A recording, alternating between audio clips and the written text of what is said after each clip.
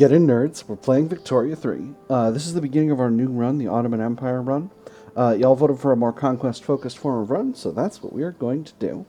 To start with, I'm just going to take us through the basics of what the Ottoman Empire is doing at the beginning of Victoria 3. And the first thing that happens is going to be this event here, the Sick Man of Europe.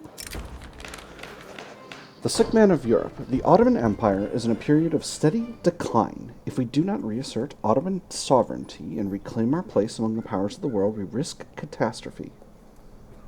We have fallen, but we can rise again. In an auspicious incident, we deposed the Janissaries who had maintained their miserly grip on power for centuries, finally allowing reform to be possible. There is much to do, but first, of course, we need to replace the Janissaries with a truly modern military force. But in addition, we must restore the place of the sublime Porte as the very height of civilization. Education, urbanization, and sovereignty shall be the top items of the Ottoman agenda. Great reform is needed. So this starts a bunch of journal entries, and it gives us a bunch of debuffs. These are the Sick Man of Europe, which it says these are all permanent. It just means they're until they're gotten rid of. Sick Man of Europe means gives us minus 33% prestige. Outmoded bureaucracy gives us big penalties to bureaucracy and taxation capacity, and jizya tax gives us a religious tax, but gives us a penalty to conscriptable battalions. This just represents. So I feel like the first two are fairly explanatory. The jizya tax means anyone who's not a Muslim pays an extra tax, but it also reduces conscription, and that minus 40 is sort of averaged across different areas to represent kind of more broadly the fact that Christians can't be conscripted into the military. So this is going to provide us with a bit of a tax, what's the word? Windfall in the early game, but we'll see how that'll go. So, great reform is needed, indeed. And I'm going to take you through these Tanzimats. This is them showing up over here. So let's get to them. There are 6 of these visible right now. I've been told there's actually going to be 7. But basically, here's how this works. This will complete if we finish successfully 4 of these. We have 20 years to do it. So that's until the beginning of 1856. If we succeed, we get the reorganization. If we fail, we get an event called the Dead Man of Europe. I don't know exactly what the Dead Man of Europe does, but I know we lose our recognition. I actually think... So we currently have a bunch of countries as protectorates. We have Wallachia here, Tunis over here, Moldavia and Serbia as protectorates right now. And then we have Tripolitania as a puppet. That's here. I believe if we fail the Sick Man of Europe event, we lose at least these 3. I don't know about these 2. There's like a funny thing going on where Egypt is technically, legally a part of the Ottoman Empire, but in all ways, shapes, or forms that matter, it is not. It is de facto not part of the Ottoman Empire. So, with that having been done with, here are the Tanzimats. And I apologize if I don't pronounce this correctly. It is what it is. These are the Tanzimat journal entries. First is reclaim Syria. Starting a diplomatic play against Egypt will give European powers an active interest in the region. I don't know if we had that when we were playing as Scandinavia, but that's an event that pops basically any time the Ottoman Empire and Egypt fight. In order to complete this, I need to get 6 states. No, I need to get Aleppo, Syria, Lebanon, Palestine, Transjordan, and Adana. So these are Adana, Aleppo, Syria, Lebanon, Palestine, and Transjordan. I need to get all of this. If I successfully complete it, I get claims on Sinai, Upper Egypt, Lower Egypt, and Middle Egypt. So that's bing, bing, bing, bing, the heartland of Egypt. So, and I believe if I can complete Reclaim Syria, then I can complete a second. Then a hidden journal entry will pop up that will allow me to reclaim other territories. I think it might be. I think it's those 4 territories that are listed for claims at the bottom: Sinai, Upper Egypt, Lower Egypt, and Middle Egypt. But I'm not sure. But I've been told that that's a thing you can do. So that should cover 2 of our 3 Tanzimats. Just for clarity, this is Upper Egypt, this is Lower Egypt. It refers to the direction of the flow of the Nile River, which is this huge river here. That's why this is upper, because this is the Upper Nile area. This is the Middle Nile, and this is the Nile Delta, the sort of urban heart of Egypt. This area is also the Nile, but these were the areas that got called Egypt, so these are the parts that are Upper, Middle, and Lower Egypt. So, moving right along here, we have urbanization. In order to complete this, we need 75% of states to be both incorporated and to have an urban center. We talked a little bit about this in our play as Sweden, but basically, urban centers are generated based on urbanization. So, if we're taking a look at, I always pick the hard ones to pronounce when I'm doing my demonstrations. Hudavendigar. If I take a look at Hudavendigar here, here are the buildings that are in Hudavendigar. We have 3 logging camps. We have 1 fishing wharf, 4 paper mills, 3 textile mills, and 2 government administrations, as well as 4 tea plantations and 2 wheat farms.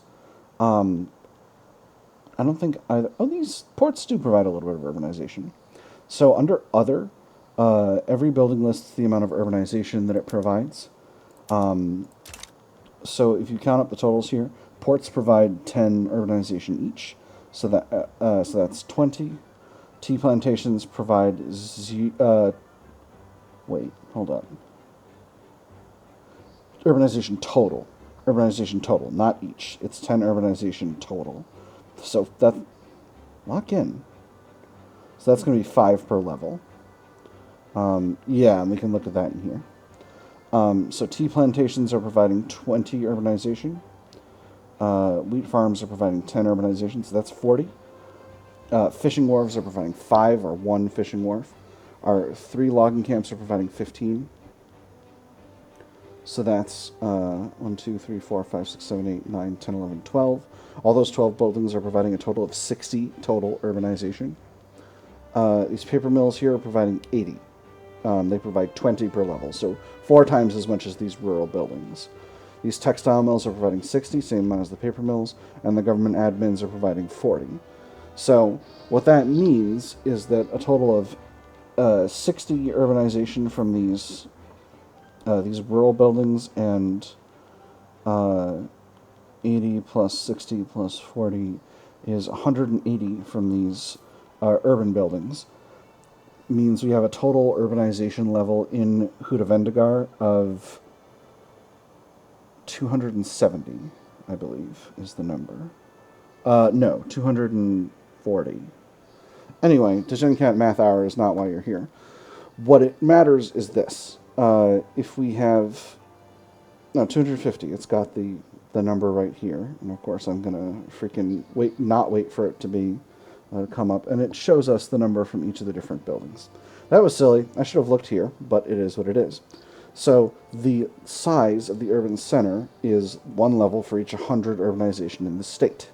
So what does that mean? That means that in order to complete the urbanization Tanzimat journal entry, we need to build up urban-style buildings in a lot of our more rural states in order to provide enough urbanization in those areas that they'll have an urban center. That's going to be kind of a long-term struggle. I don't know whether or not that's going to be part of our completion of the journal entries in this run. So we'll see. It was the one that I struggled the most with when I did a more peaceful run, but that was a while ago before I think the 1.3.4 update. So we'll see how things go. The next one is education reform. In order to complete this, we need to have a university. We need to have workforce occupancy be greater than 90, which should not be a problem. Universities are government buildings, and government buildings basically always pay enough to be to employ people as long as there are enough people in the state. And then we need it to be level 5. We need it to be a university. We need it to be basically fully occupied. And then we need to increase literacy of our people by 20%. As you can see, our literacy is currently 13%, which is very, very low. So we definitely need to increase that. I don't know how feasible that's going to be to complete, but we'll see. We may need to... This one seems relatively straightforward, but we do need to get education reform done, and that's going to be difficult. We might end up tapping the devout to help us with that. Next is going to be suppress separatism. For 15 total years, we need to not have a secession movement. This is going to be relatively straightforward. I really do not foresee any problem with this, except with the fact that it might, that if we get a secession movement, we need to quash it real fast. But again, I don't foresee any issues with that. I've never had a separatism problem in the early game in Victoria 3. So this is definitely one we're going to complete. Next is army modernization. To do that, we need to get 150 battalions or more. We need to research Napoleonic warfare, and we need to have... so this is structured kind of funny, the contingencies here. So, all Ottoman buildings, and currently 169 out of 186 fulfill this requirement, need to have at least one of these. Building is not a barracks, or all of these. Doesn't have an input goods shortage, doesn't have irregular infantry activated, doesn't have infantry focus activated, doesn't have cannon artillery activated. What does that mean? What it means is, of all of our buildings... It's gone. Get back here. I was explaining to the viewers. Get back here. This means of all of our buildings, all the ones that are barracks need to, number one, have all the goods they need. Number two, they need to have either line infantry or above, and mobile artillery or above. Infantry focus and cannon artillery are the two lowest level production methods for the secondaries method for barracks. And in order to do that, we need to research Napoleonic warfare. Having this research did not used to be a thing that you needed to have, because you can get access to those production methods without Napoleonic warfare. I'm not sure exactly why this is in here, except to tell you that this needs to be done. So let's take a look at our barracks in our capital here in Constantinople. As you can see, we have line infantry activated.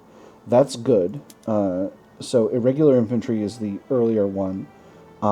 That's not active here, and I believe that's going to be the case all across the Empire. Oh, not quite. Actually, in most places, it's only irregular infantry. Huh, interesting. But with cannon artillery, that's really strange. Curious. Okay, so the first thing we need to do is standardize our armed forces here. But we'll get to that. But basically, we need to have 150 barracks, and they all need to be on line infantry or above, and mobile artillery or above, which means we have to make a priority of getting to Napoleonic warfare. We're definitely going to complete this one, because this is an aggressive run. So we'll definitely have to do this. This is just going to be sort of a natural part of our equipping our armies properly. Next is bureaucratic reform. Oh, these all have descriptions. I completely forgot about this. I'll read those to you in a second. This will complete if we do not have hereditary bureaucrats enacted, if we do not have land-based taxation enacted, if we do not have consumption-based taxation enacted. We need to have greater than or equal to 0 bureaucracy, and we need to not be about to enter a bureaucracy deficit. Once we do that, we lose the outmoded bureaucracy debuff. Okay? So, what does this mean? This means that in our laws, we need to have either appointed or elected bureaucrats, because we can't have hereditary bureaucrats. And then under our taxation, we can't have consumption or land-based. We have to have at least per capita. I don't know. This is something we're definitely going to do eventually. I don't know to what extent we're going to do it right now. So let's read the descriptions of these entries, and you'll be able to see sort of what they've got going on. So, reclaim Syria. Syria has been lost to the tyrant of Egypt, who stole his dominion from our rightful hands. We must reclaim it. So that's all of this area. Next is urbanization. Our economy is underdeveloped and unurbanized. We must embark on the path of industrialization. Education reform. So few within our domain have even a basic grasp of literacy. We should establish schools in which to teach them, as well as our own institute of higher learning. Suppress separatism. We've already lost Greece and Serbia. We cannot allow our empire to collapse to separatist rebels. Army modernization. Though the Janissaries have been disbanded, there is far more that must be done to modernize our armed forces. And then finally, bureaucratic reform. Our bureaucracy is a patchwork of archaic laws and systems with corrupt, autonomous beys barely exerting control over the empire's provinces. If we are to overcome the many challenges to our rule, we must modernize our administrative system. So, that's the basics of it. Let's talk about our government. We currently have a sultan. His name is Mehmet Osmanoglu. Mehmet Osmanoglu, I think is how it's pronounced. He is ambitious. This gives us some extra power projection and reduced decree cost, at the cost of extra political movement radicalism. He's a moderate. He does not... Really? A moderate. Interesting. And he aligns with the intelligentsia. This is really interesting. So, the intelligentsia, as you know from our other run, are a very kind of reform-minded interest group. So they're going to make it a little bit easier to pass these laws. Speaking of which, let's take a look at our laws. We're an autocratic monarchy. This means that all of the power is in the hands of the Sultan. We get a ton of legitimacy based on clout and based on having the head of state in the government. Same here. So we're getting 50 total legitimacy between monarchy and autocracy from just having the head of state in the government. And what that, and again, for those of you who haven't seen the Scandinavia run, what that means is the head of state's interest group needs to be in the government. So if I hit reform government right now and boot the intelligentsia out, there is a giant penalty associated with this. It's just that the local governors are so powerful that they're mostly covering it. But I can also get pretty good coverage by only having the intelligentsia in the government. If I pull in, say, the petite bourgeoisie, that will not work. The student ulema, nope. The rural folk, perhaps? Close. Armed forces? No. Well, gosh, there sure is a huge temptation to just tell the local governors to F themselves and push them out of the government. But I'm not going to do that I'm not going to do that immediately, at least. I was just kind of giving you a sense of what's going on here. But what's meaningful about autocracies is, like, because this guy aligns with the intelligentsia, he can have a government of just the intelligentsia be at least of contested legitimacy, when the intelligentsia hold only 5% of the political power in the country. And that's kind of absurd when you think about it. But it will work to our advantage in this case. So, moving forward to laws, we are an autocratic monarchy, as I already mentioned. Our citizenship law is national supremacy. This is a fairly regressive, tight citizenship law that basically means you need to both be from the part of the world and speak basically the same language as the primary culture in order to be considered accepted. This gives us a big rad bonus for accepted cultures. Come on, stop turning off. This gives us a big rad bonus for accepted cultures. I call this the rad bonus. But it basically means reduced radicals when the standard of living goes down and increased loyalists when the standard of living goes up. Same with state religion. This gives us a 10% rad bonus. So between the two of these, when we're talking about Sunni Turkish pops.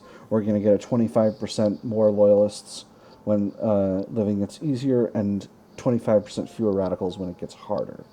There might be another... There's nothing else giving us a rad bonus right now. So, moving right along here. National supremacy, state religion. Again, pretty regressive overall system, but it will give us that rad bonus for all of our primary pops. Unfortunately, because we have a lot of lands that are not predominantly ethnically Turkish, particularly down here and over here in the Balkans, over here in what is now Iraq and Syria, it's just going to be difficult in those places. Let me check if those areas are incorporated. I think they are. Yes. Incorporated. Okay, all these areas are incorporated. Now what about European areas in the empire? Yes, okay. These are all incorporated states. Cool. Neat. So, bureaucracy, we have hereditary bureaucrats. That's not great. It's reducing the bureaucracy cost multiplier, which is the amount of bureaucracy costs that each of our institutions cost based on our population. However, we don't have any of that, as you can see right here. We don't have any institutions. Are we really? We are generating a bunch of bureaucracy, and all of it is being spent on population. Oh, wow, that's really bad. We're in a right state. So this is definitely something we should switch over to appointed. Switching this over to appointed will significantly increase the amount of government offices we require.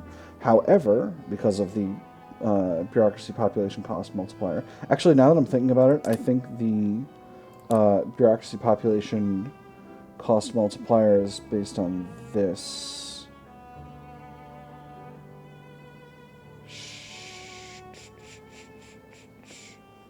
It doesn't say it's multiplied by that modifier, but it doesn't say that this is multiplied by that modifier either.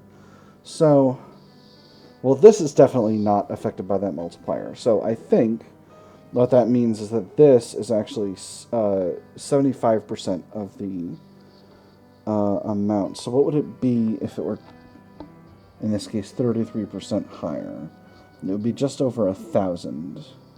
No, I'm wrong. That's not right. If I did it if it were 330 higher, but that's not what the situation is it? It would be 220 something, like 225 higher, which would mean it would be a total of like 900 we would need. So in order to make that happen, we need to build... Please tell me we have... We don't. Well, once we've got a standardized filing system, that should help with stuff. We are going to need to build a significant number of government administrations. I think 5 more, in order to even tolerate that change. But if we go to appointed, what that will mean is it will give us 25% extra taxation capacity, and that's going to be really good for our finances. I can't go to elected because I don't have elections right now. Moving along, our army model is peasant levies. That's really terrible. I have to get to something better than that.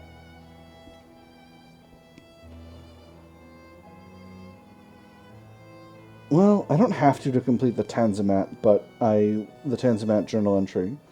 But in order to...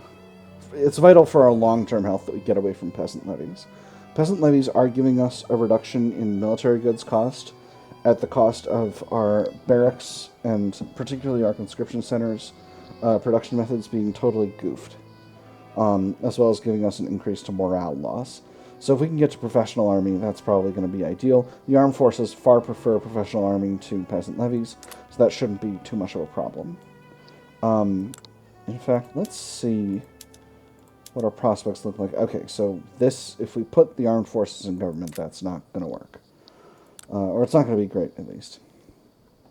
Moving right along, we have no home affairs. We really are going to want to have home affairs. Not sure yet. It's on the list. And our economic system is traditionalism. That is something we definitely need to fix. So there are a lot of things that need to be fixed about the country so far. We have mercantilism as our trade policy. That's not ideal. Land-based taxation. That's very bad. Serfdom. This gives just a huge amount of power to the local governors. Ideally, we would be able to change that. We have no police. I think this is going to be the easiest thing to change because everybody would prefer dedicated police to no police except for the rural folk. And then we don't have schools, which again we might be able to do. Private schools would probably be the easiest one to make happen because the industrialists would support that. The Sunni ulema doesn't like either of these. But probably it's going to be faster to get one of these, and that's going to allow us to increase our literacy. We have censorships, our free speech law. I don't think we're going to have time to change that, frankly. No workers' rights. We might need to be working on that. Legal guardianship. We can go to propertied women. That'll give us higher workforce ratio at the cost of lower birth rate. I don't necessarily want to do that. Like, it is something I want to do in the long term.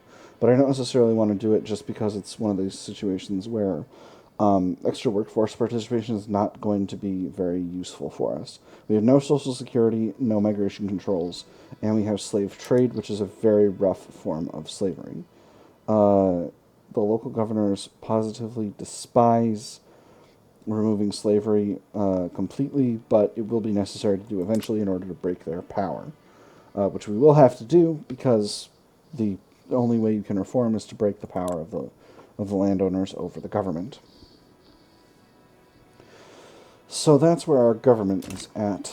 How much time have we got? We're closing in on when the video needs to be ended. Let's just take a look at our industry here. We've got some very good textile and furniture manufacturing buildings, but oh man, no, actually this isn't what I need to do right now. What I need to do is look at our tech. So, in production, we're very far behind. We don't have lathe, which we desperately need. We don't have intensive agriculture. We don't have mechanical tools, atmospheric engine, or the railway. So those are going to be big priorities. These two are by default going to spread because they're the only two tier 1 technologies that we don't have. So these are necessarily going to spread. Cotton gin is not going to be that important. It's just going to give us extra cotton output from our cotton plantations. I don't know that we even have any of those. But lathe is going to allow our furniture manufacturers and dye workshops, as well as glassworks, to use their second primary production methods. It's going to make them a lot more productive. Moving along here, we have military. We need Napoleonic warfare just as soon as we can get it. This is probably going to be our priority from a research perspective. Probably we're going to get paddle steamers spreading to us because the AI usually messes with me. So I think Napoleonic warfare is probably going to be the first thing that I do. So I'll just go ahead and click that for now. Unless I get to society and we're well and truly goofed. We've got all of the really basic military, ground military, and naval technologies. Under society, okay, what we're doing, okay to start with. We have international trade, we have centralization, we have international relations.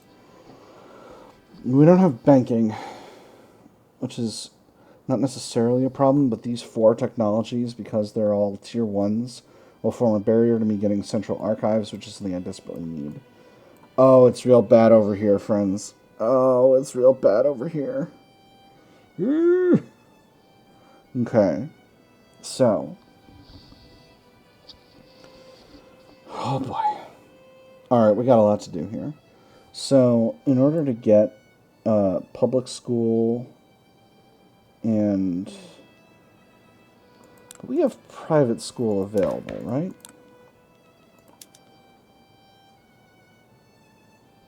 Oh, we can't do either of these until we knock the state out of until we go down from state religion to freedom of conscience. We can't do this one until we get rid of serfdom. Oh, that's really rough. Alright, so those are going to be... So, it turns out removing serfdom is going to be a big... Serfdom is going to be a big problem. Is going to be a big problem. We're going to have a lot of trouble with serfdom. Alright, so... Well, so that's going to be a process. Empiricism will help us with our education situation. So I definitely want to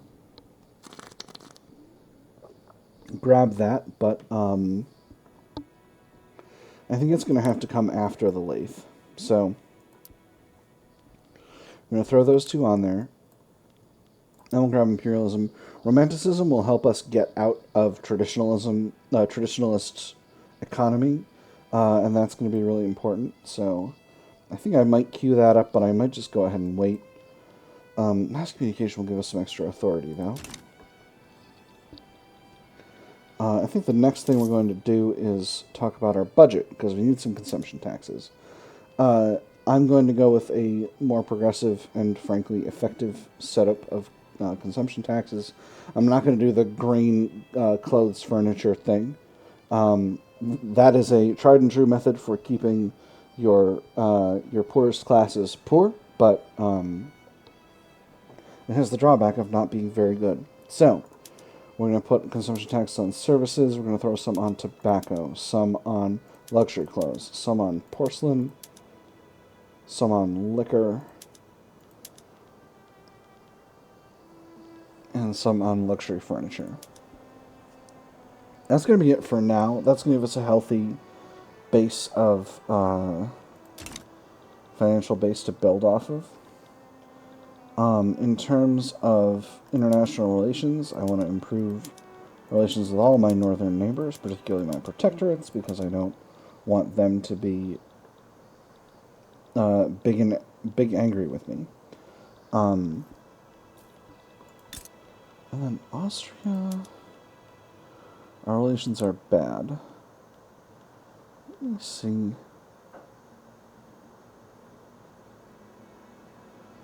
Theoretically, I could join Austria's customs union, and that would help me improve my economy a lot. I've seen the AI do that. I don't know how well that actually works. I don't know to what extent it's good for the Ottoman Empire, but we'll see. I'm definitely considering it, because I know it is much easier to build up your economy when you're in a customs union with a much larger power with a much larger economy. So we'll see. We'll kind of see how that works. Another option would be Great Britain, who also has pretty bad relations with us. We're just going to do this for now. Gosh, we have a lot of really bad relations. Anyway, for the moment, that's all we're going to do to start.